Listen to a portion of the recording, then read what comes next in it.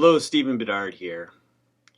The past year and a half or so of the COVID-19 pandemic has been very difficult. It's been difficult for the church. It's been difficult as a pastor as we have tried to adjust how we do things and to pivot with the changing circumstances. But there's something else I'd like to talk about when it comes to the COVID-19 pandemic, and that is how it has affected the church, especially how it has divided the church. And I must say that I've been quite surprised at how views about the pandemic, about the virus, about the treatments, about the responses, how that has deeply divided the Christian church. It's really not what I expected. There are all kinds of issues that we have been debating for decades or longer that I would expect to divide the church. But really, how we respond to a worldwide pandemic, that's what's going to divide us. But that is indeed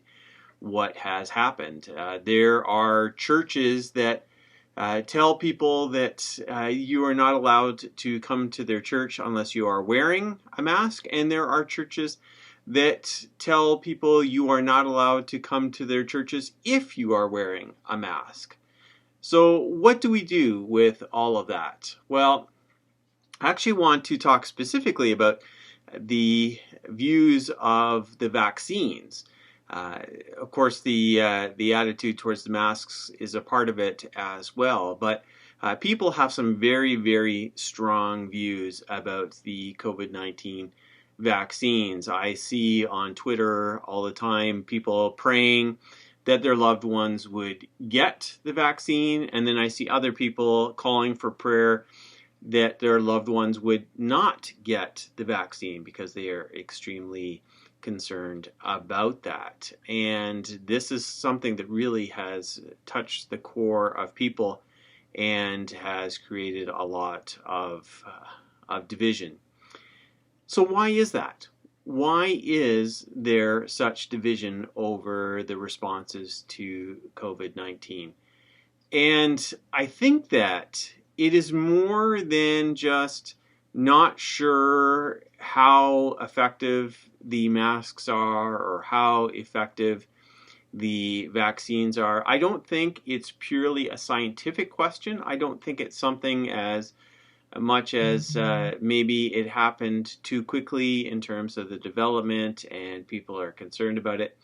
I'm sure that that is a part of the story for some people, but I don't think that is the whole story. I think there's something deeper going on here. And I think that really what is dividing the church is really our attitudes towards the outside world, towards the secular world. And some churches, some denominations, some Christians look at the outside world, so this could be the government, this could be our health providers, and see them as allies, see them in an optimistic way as those who wish to help us, who are there to get us through this pandemic as safely as possible. There are others who look at these organizations, whether it's the government or hospitals or pharmaceutical companies or whatever it might be, with suspicion, seeing them not just as being wrong in what they are doing, but seeing them as dangerous, as either seeking to cause physical harm, but even more so trying to take away the rights of Christians, that it is a political, legal persecution of Christians. And so I think that really is the heart of the matter, how Christians look at those on the outside. Do they look and see the world around us as those who are really just trying to get through life the best they can and trying to help each other and to provide the resources so we can all get through this? Or is the world around us our enemy? Is it the government looking to shut down the churches? Are the health providers and the doctors and the drug companies seeking to cause harm to us? Are they seeking to take away our rights? Are they trying to persecute us? And that really is the heart of it. In many ways, it reminds me of the rise of fundamentalism. Fundamentalism was and still is, a movement within the church that sees those outside of their particular group with suspicion. That even biblical scholars, scientists, all of those cannot be trusted. They are our enemies. They are trying to tear down the faith, and we need to circle the wagons and keep to ourselves and protect ourselves and raise those walls between us and outsiders as much as possible.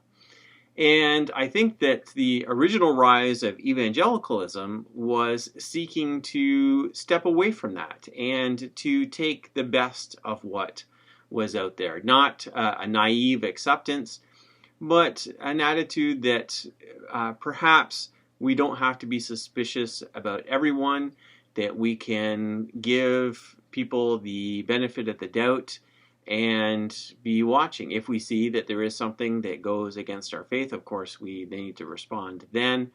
But we don't start with that assumption that everyone out there is trying to get us. The walls are a little bit lower, the tent's a little bit wider. And I think that that was the original vision for evangelicalism. I suspect that many within evangelicalism has shifted over to the fundamentalist view now.